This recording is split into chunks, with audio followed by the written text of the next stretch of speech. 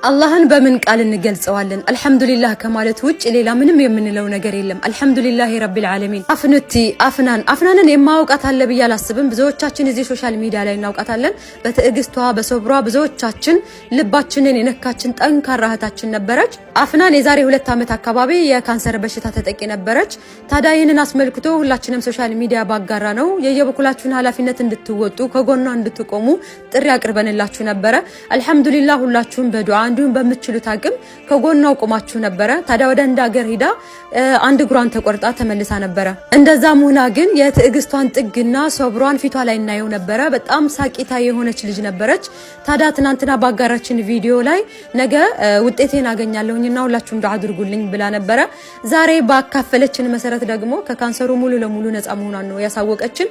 አልহামዱሊላህ ረቢል ዓለሚን። አፍናን ለሁላችንም ተምሳሌት ሞዴል መሆን የምትችል ጠንካራ የሆነች ሳቂታ የሆነች በትዕግስት ነገሮችን ማለፍ እንዴት እንደሚቻል ያሳየች ልጅ ናትና አልহামዱሊላህ ረቢል ዓለሚን። እነ ማዕል ዩስሪ ይስራ። ከችግር በኋላ በእርግጥም ምቾት አለና አላህ ይህንን ነገር ስላሰማን እጅግ በጣም ደስ ብሎናል። አፍናንዬ በድጋሜ አንቺ በጣም ጠንካራ ሳቂታ ጀግና የሆንሽ እህታችን እንኳን ደስ ያለሽ፣ እንኳን ደስ ያለን። አልহামዱሊላህ ረቢል ዓለሚን።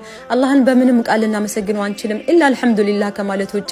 አልহামዱሊላህ ረቢል ዓለሚን።